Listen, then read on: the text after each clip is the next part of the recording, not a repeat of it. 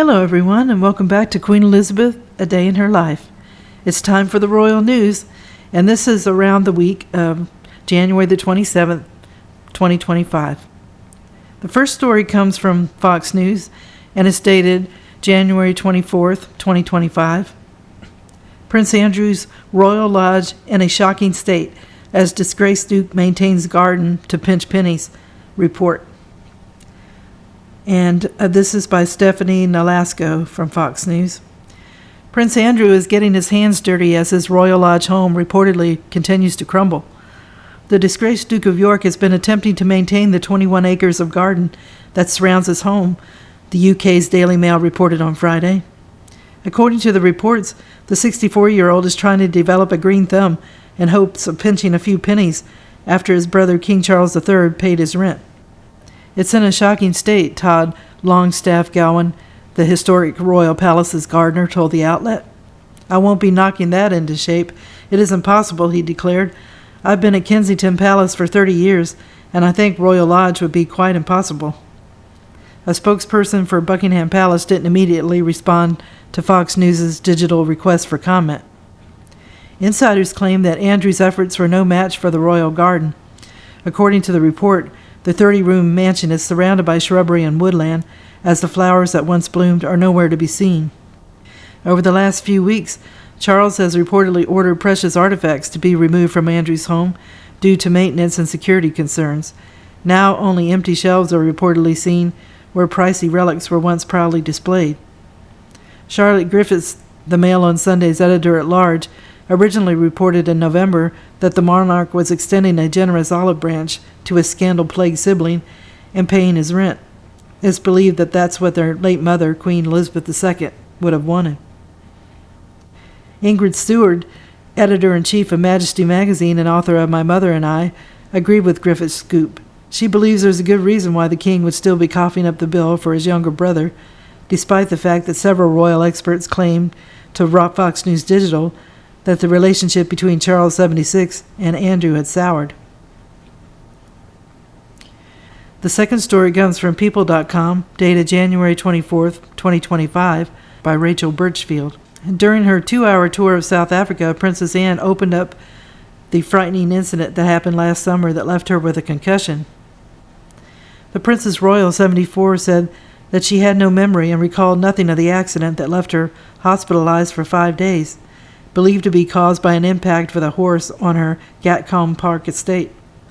The accident taught her that every day is a bonus, really, according to the BBC. After the royal was injured last June, her medical team described her injuries as being consistent with an impact from a horse's head or legs. When asked whether the last thing she remembered was walking into a field, Anne said, "No, I don't even remember that. I know where I thought I was going, and that was to go to the chickens. No, nothing to do with horses," Princess Anne said about the incident. "Seeing the chickens was my regular visit," she added. "I don't have any idea what I was doing in the field, because I never normally went that way. It just reminds you and shows you never quite know. Something happens and you might not recover," she continued. "You're jolly lucky if you can continue to be more or less compos mentis of sound mind." "And last summer I was very close to not being," Princess Anne added. "Take each day as it comes, they say." When asked if she planned to retire anytime soon, the longtime hardest-working member of the royal family said that retirement isn't really an option. "I don't think that there's a retirement program on this particular life," the Princess Royal added. Princess Anne's visit to South Africa on January 21st and 22nd was without her husband, Vice Admiral Sir Timothy Lawrence, who stayed behind in the UK. He suffered an injury of his own on their Gatcombe Park estate, believed to be a torn ligament, according to Hello. The third story is also from People.com, and it's dated January 21st, 2025. Senior royals may embark on a royal tour of U.S. to renew special relationship. President Donald Trump has expressed an affinity for the British royal family, particularly Queen Elizabeth in the past. And this story is by Rachel Birchfield. The Times reported January 20th that Downing Street hopes to send senior royals to the U.S. in 2026 to meet with President Donald Trump and renew the U.S. and the U.K. special relationship, playing off of Trump's fondness for the British royal family. Talks are in the early stages, the outlet reported, meaning no offer has been formally made, but according to a senior UK government source, Donald Trump has a clear affinity for the royal family. He had a great relationship with the late Queen, recently met Prince William, and has spoken highly of King Charles. A royal tour to the U.S. would help reinforce the special relationship.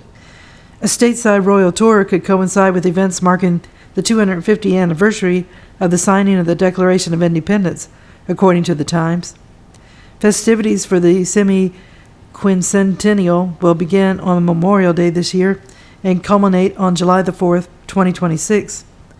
Playing up to Trump's pro-monarchist tendencies is one of a number of important ways we can exert our soft power, another source told the outlet. You saw that during his first administration and can expect to see it again. For context, Queen Elizabeth went to the U.S. in 1976 to mark the U.S.'s 200th anniversary of its independence from Britain, where she spoke in Philadelphia and expressed the monarchy's sincere gratitude to the U.S.'s founding fathers for having taught Britain a very valuable lesson. The United States will also jointly host the FIFA World Cup in 2026, along with Mexico and Canada, which could help bring soccer-loving Prince William stateside, according to the Times, with one source calling it another helpful opportunity for a potential royal engagement within the U.S. Trump and the Prince of Wales recently met at the reopening of the Notre Dame Cathedral in Paris on December the 7th, and King Charles reached out on the day of Trump's second inauguration on January 20th to send a message of congratulations, reflecting the enduring special relationship between the two countries. In addition to senior royals coming to the U.S., the Times reported that discussions are also being held about offering Trump a second state visit to the U.K., and if that happens, it would mark the first time an elected leader would be given two state visits by the country. Trump's prior state visit took place 2019. People understands that any incoming or outward state visits by Trump to the UK or of senior royals to the US are an option, but no plans are said to be on the calendar as of now.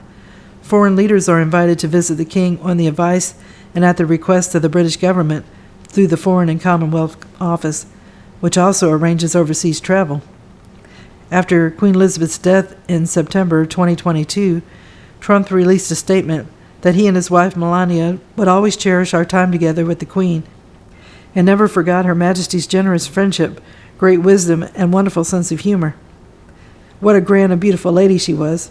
There was nobody like her, Trump added. Former White House Russia advisor Fiona Hill wrote in her book, There's Nothing for You Here, that Trump was always slightly awestruck when he talked about Queen Elizabeth. His voice and face would soften.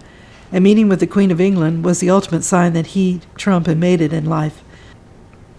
For her part, Melania Trump wrote in her 2024 memoir, Melania, that both she and her husband remain pen pals with King Charles in an ongoing correspondence, writing that our friendship with the royal family continues, and we exchange letters with King Charles to this day.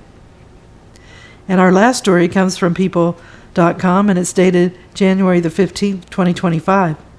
King Charles playfully jabs at Rod Stewart, and rocker plays along. Stewart and his wife, Penny Lancaster, were present as the king inserted first items into his charity's anniversary time capsule. And this story is by Ingrid Vasquez, and it was Rod Stewart and King Charles had a memorable interaction at the King's Foundation 35th anniversary time capsule ceremony.